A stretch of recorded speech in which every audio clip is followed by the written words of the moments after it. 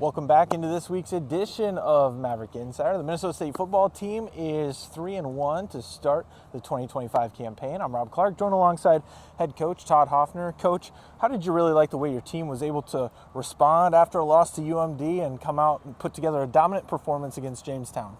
Well, I think some wins feel really good and some wins don't feel as good, right? But a win is a win is a win. And that's something that you learn over time, that you're going to get everybody's best game when you play here at Minnesota State University, Mankato. And when you play Maverick football, you just got to come ready to play. You got to come and be able to put yourself out there in a position to try and win games. And we had a slow start on offense. I thought the defense was steady throughout until the end. We gave up a garbage touchdown with 1 or 2 drives left. But offensively, once we got things going, we got 36, and it was a great day overall. What's really impressed you with this defense? I know we've kind of talked about it a little bit, but just that consistent effort from that group to really limit touchdowns. Wow, that's been a really blessing in disguise. Last year, I think total, we had only 3 games where we held our opponent under 19 points. And so already into the brevity of this 2025 campaign, we have 4, right? And we're going to face a prolific offense this weekend, so we're going to be tested to the nth degree on our ability to try and keep points off the board. So it creates a tremendous challenge for our guys on defense playing a Sioux Falls unit that is very gifted and very talented. You mentioned Sioux Falls, it's homecoming week. How does this coaching staff kind of go about trying to limit some of the distractions that comes with homecoming week? There is plenty, right? And it's a good thing, right? You got the future state coming up. You have homecoming, you have bonfires, you have circuses, you have carnivals, you have parades, you have all kinds of fun stuff going on. And it's cool and all that, but trying to stay focused is definitely a challenge.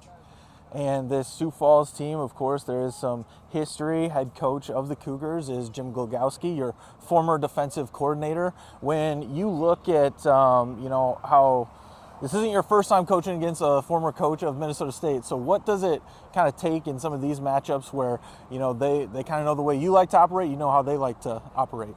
Yeah, this will be another game where there's another coach on the staff that either played for us, coached with us, or coached with me when I first started coaching way back as a head coach at UW-Eau Claire. Last week was the first time there was not an assistant coach or somebody that I had an opportunity to be a part of my tree at that program. And so this week's another example of the tree that we have here, or I have had over my coaching career. And Coach Glogowski's done a great job. They received some national ranking last week, which was very appropriate that they got those rankings. And they took a tough loss against Duluth, but we're expecting nothing but the best out of Sioux Falls this weekend.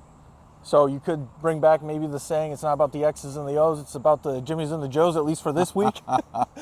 There was a time when there was a Jimmy and there was a Joe coaching as coordinators for Minnesota State. And Coach Glogowski used to be the Jim, right? Yep. And then Joe Bishoner, who's now at North Dakota State, was the Joe. So we don't use that cliche or adage anymore, but, they've got a few of our assistants, a few of our former players as well. So the familiarity is going to be, they're going to be very comfortable in this environment.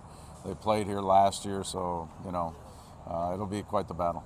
And how much are those former players maybe looking to get back at Sioux Falls, who spoiled homecoming a year ago for this group? Well, our players who were here last year got a real good lesson of, understanding that if you don't bring it every game and you don't play to the highest level that you can, you're going to find yourself down 20 points. And that's where we were last year. We fought back hard. Gabe Hagan had a twisting, turning catch that he couldn't haul in that would have been a game sealer, a game changer, and would have put us ahead with less than a minute left, but that didn't happen, and we ended up losing the game. So it's a situation where it was a really hard-fought battle, and every year is different, every team is different, every week, day, you name it. There's always differences, no matter when you do things, but each game is an independent representation of that day during that 3-hour window. So that's the only time that you have to prove where you're the better team, and that's what we're going to try and do. Awesome. Thank you so much for joining me, Coach. Appreciate it. We'll be back with more Maverick Insider after the break. Stay with us.